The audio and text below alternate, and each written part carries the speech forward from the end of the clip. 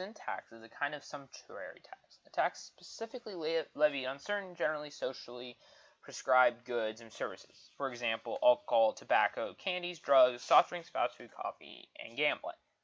Sumptuary taxes, also known as sin taxes, are important in reducing transactions involving something that society considers undesirable and is thus a kind of sumptuary law. Sin taxes used for tax on activities are considered socially undesirable. In many cases, sumptuary taxes are merged to mitigate use of alcohol and tobacco, gambling, and vehicles emitting excessive pollutants. Sumptuary taxes on sugar and soft drinks have also been suggested, such as New York City when they attempted to put in the soda tax a few months ago.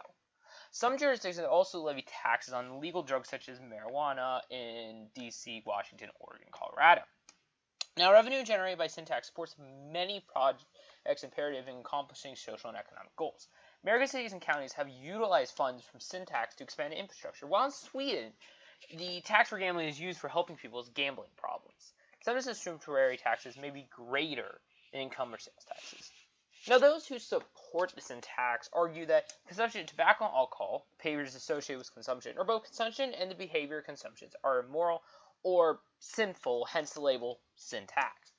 For example, Mayo Clinic anesthesiologist Dr. Michael Joyner and Dr. David Warner support increasing taxes on tobacco and alcohol with the goal of using tax codes to help change behavior and improve health. Also, tobacco and alcohol consumption has been linked to a variety of medical problems. In the United States alone, over 440,000 people die annually from smoking tobacco. By making the cost of unhealthy behavior prohibitive, they hope people in support of sin tax hope to produce a healthier society.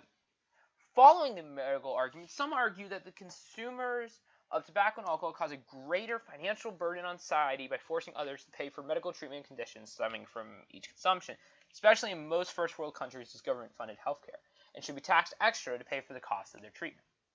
The moral, medical, and financial arguments are occasionally considered in contemporary news settings. Now, those that oppose the sin tax argue that sin tax has historically triggered rampant smuggling in black markets, especially when they create large price differences in neighboring jurisdictions. They also argue that it is a regressive tax in nature and discriminates against the lower classes, since taxation of products such as alcohol or cigarettes does not account for ability to pay. Therefore, poor people pay a greater amount of their income as tax. Sin taxes are not normally value-added in nature, meaning that expensive, high-quality products more likely to be purchased by the wealthy will have the tax compromise a much smaller proportion of its final purchase price, thus ensuring that the lower class pay a much greater proportion of their lower income in tax. Sin taxes fail to actually affect consumers' behavior in the way that tax proponents suggest. For instance, increasing smokers' propensity to smoke high-tar, high-nicotine cigarettes when the price per pack price is raised, and increasing the rate of people mixing their own drinks rather than buying pre-mixed alcoholic spirits. Critics also argue that behavior affected by sin tax are strictly personal and of no social consequence, and therefore should not be moderated by government. Not all research supports the idea that alcohol and tobacco consumers financially burn society through health expenditures. One study used a mathematical model to compare estimated health costs of obese people, tobacco smokers, and healthy living people.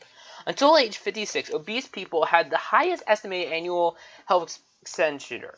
Tobacco smokers older than this had the highest estimated health costs of all groups, but since life expectancy is shorter for smokers and the obese, the lifetime health expenditure was highest among healthy living people. The model for the study used input parameters based on data from the Netherlands.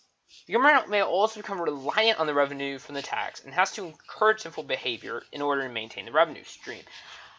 So, what does this all mean? Basically, sin tax is an issue that we see coming up, especially recently with the argument of the legality of marijuana.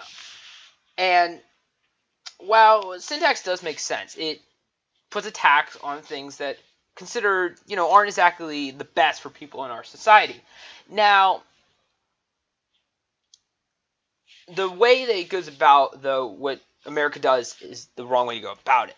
What Sweden does, and in this case, and you'll see this a lot in Scandinavian countries, is that they use these tax dollars that they gain from it to help combat the issue of the addiction to these substance, tobacco, drugs, alcohol, gambling, etc., etc., through gambling helplines, Alcoholics Anonymous, drug rehab programs, etc., etc. Now, America, as I previously stated, uses this for infrastructure and help rebuild the city. Now, these things are good, but that's also, we could also see this come from income tax, and other sales tax in some cases in different states. So, in summary, sin tax does work, but it needs to, the money that is gained from that needs to go to a different place.